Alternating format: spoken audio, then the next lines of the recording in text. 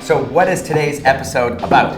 Today's episode is about digital privacy. And for those of you who are unclear, it's how much you're willing to disclose with your partner, both online and on your personal devices. Well, so I have a little note here. So there's this author, her name is Tina Tessina. She's a PhD from Yale. She's a psychotherapist, and she wrote a book, The Unofficial Guide to Dating.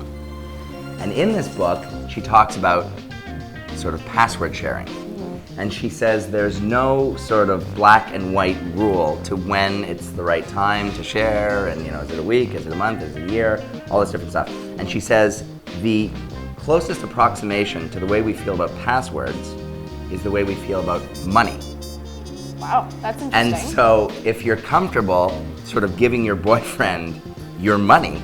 Like what about like spotting him $20 or like lending No, like spotting him everything in your account.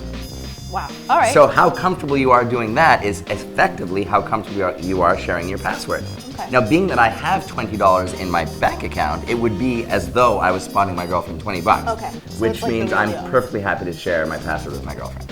So it just depends how much money you have in your account. I guess it really comes down to how much money do you have in the account and how happy are you to sort of, but kidding aside, that being the case, would you share your password with your boyfriend? I think I would. I trust him enough to know my, personal. Well, I trust him enough even to have my bank card or to share personal information like that. So yeah. So as I mentioned, today we're talking about digital privacy in the context of a relationship, and whether or not it's a good thing, is it a bad thing, is it something that changes over time, is it something that changes within the context of the relationship? So do you think it is a good idea for couples to share their passwords on social media accounts? Now, this is a very loaded question because there's a lot of heat and energy around it. People view their social platforms as, some of them as very private and some of them as very public.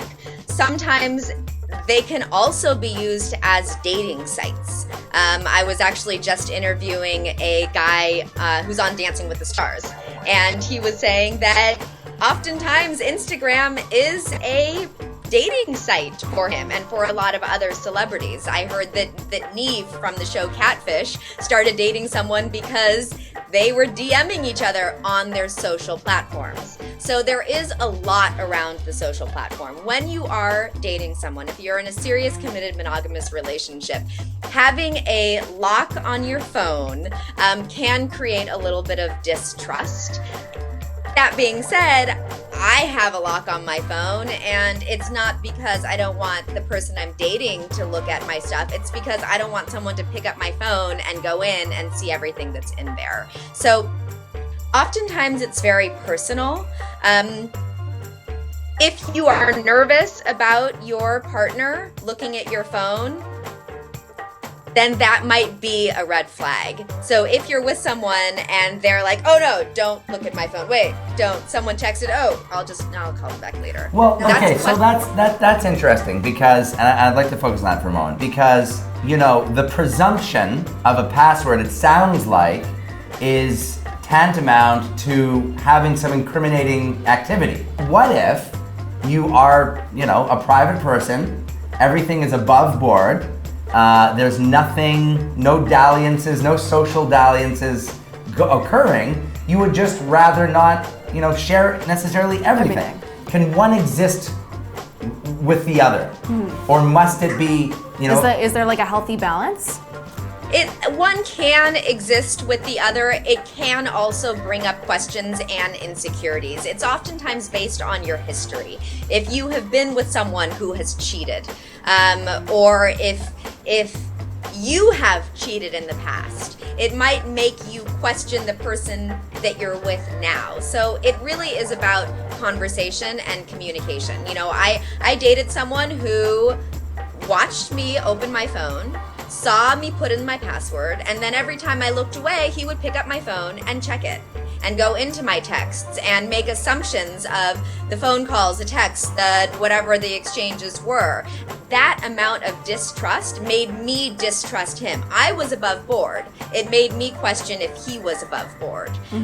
So if you have questions, if you're password is something that is sacred to you, have a conversation about it. Be open with it. That's where the transparency needs to come from, the conversation. So cool. Well, listen, it seems like we're on a bit of a run with you, so I hope we can continue to have these kinds of conversations with you in the weeks to come. Yeah. Thank you. I would love it. Let's do it. I appreciate it. Thanks. Have a wonderful so much. weekend. It was a pleasure meeting you and a Thank great interview. you. Thank you. Bye. Bye. So this is now the segment of the show where we're actually going to look at 2 of the most popular dating articles that appeared on AskMen this week. This week, we've got how to tell if a woman's boobs are fake. Giggity giggity, giggity goo. What about the touch test? Is that still frowned upon? Is it still frowned upon? If you're lucky enough, the touch test is sort of tried and true. Okay. But actually, I have to say, and I think a lot of people watching will agree, having experienced it on both sides of the fence. Okay. I did have an incident where it was revealed to me in the aftermath that this lovely lady that I had the pleasure of Fondling meeting, her breasts. fondling her breasts, were fake, and I didn't know it at the time. What? What I found out is it's not necessarily a question of surgery, though that does play out in terms of finding the scar, right? Exactly. So the scars can be below, in the armpit. Ooh, I didn't know about that one. In the armpit, Sneak attack. and also this is kind of, if you're wincy about that, squeamish, like this freaks me out, but they actually can like cut off the entire nipple. I've heard that remove, before. put in, like, Goop. well, put it in, and then like the Death Star, they put the laser in. Did you just say Death Star? Yeah, because there's a trailer for the new Star Wars. I'm such a geek. I managed to squeeze Death Star into a nipple removal by way of breast implant. Oh my gosh. But basically, what is it? So there's saline, And which is essentially salt silicone. water, and silicone. And I guess in the 80s and 90s and early 2000s, silicone fell out of favor because they were erupting and People were dying. It was people not were dying pretty. and creating like mangled breasts worth it. and really unpleasant things.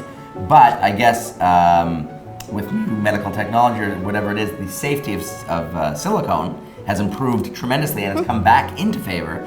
And silicone feels beautiful. Like the real deal. It feels like the real deal. Almost as good as the It's like a real little, thing. the stress ball? Yeah. The mushy stress ball? Ooh. Yeah, it feels like that. Semi-firm breasts, but quite bouncy. So it's like more medium than rare. Okay, now that you got your crazy insinuation. Correct. More Correct. medium It should be a than little rare. bit. It should have, it should have some toothiness. Okay. If that's yeah. Anyway, but another way to tell, apparently, according to Alex Manley, Yes. you'll be able to tell Well, it if was a woman. so this girl posted a video. In Okay, Thailand. yeah, so she posted in She's Thailand? Thailand, yeah, I think she's In Thailand? She posted this video. Yeah. Showing how to like verify unequivocally whether or not a breast is fake. Yeah. By Taking your flashlight on your smartphone and putting it right up against the side of the boob or under the boob or over the boob. this or little guy. wherever on the boob. Yeah, it isn't Right? just for plugging in wires behind your TV anymore. You just, is it working? You just cup it. I have very modest fake Oh my God, breasts. who's your surgeon? I wanted to go discreet, they gave me a variety of options. I went with the smallest because Do you want a teardrop or more circle? I just want to feel good. All right. I don't want people to know, but I want to feel When you good. go to the beach, you just want to feel confident. Basically, you put the light onto the boob, And it lights up like a Christmas and it tree. lights up like a frickin' like a Rockefeller Center Christmas tree. I believe it's the roulette of text. Oh, text roulette. Okay, so we came up with this game. It's an AskMen newbie called text roulette. So what happens is, how it works is on the blue card, we have the person that you're gonna have to text, or I'm gonna have to text, Pete's gonna have to text. Yeah. And then the second card, the white card, is exactly what you have to text them. And there's no Perfect. going back. You can't just be like, I'm sorry, typo. There's no pussing out. You can't pussy out, I'm okay? gonna give you this. I'm gonna take this. So we each have 2, and now 1, 2, 3, flip. Fuck. Okay. Closest friend, opposite sex. My is ex. mine. Oh, you're fucked. You just got stiffed. no, okay. You just got stiffed. Okay, closest friend, opposite sex. Fuck. Opposite Okay. sex. So closest friend. All right, I'm gonna text. She's actually so cool. Yeah? That I don't even care what happens here. because it's going to come back with a funny response.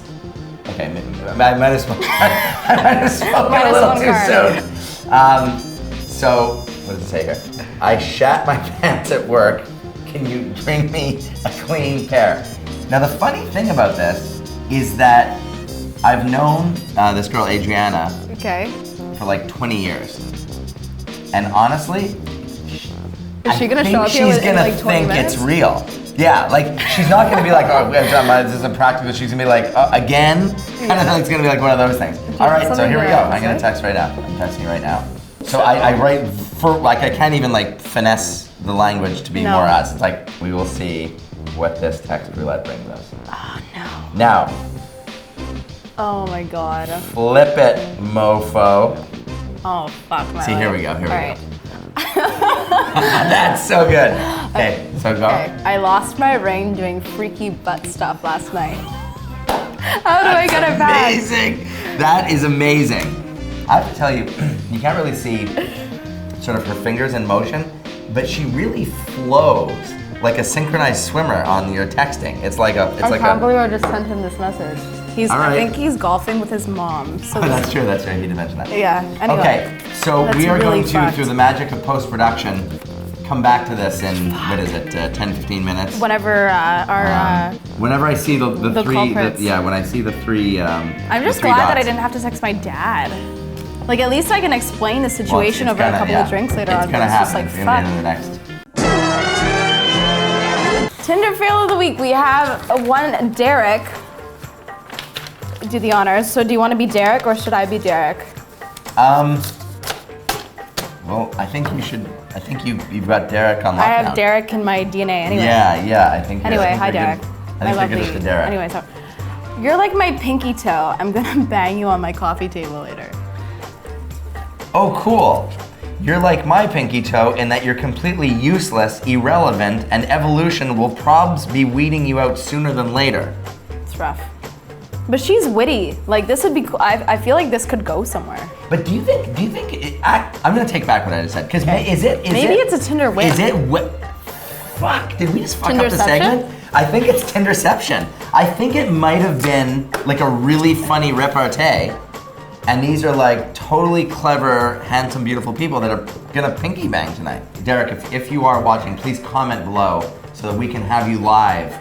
Pre-taped live, as the show is live, pre-taped live. Yeah. On a future episode, we can kind of get into this because God. I'm burning with curiosity as to whether or not this was Did a this fail happen? or a win. Or a win. Do it. Okay, so Oh, did you get back?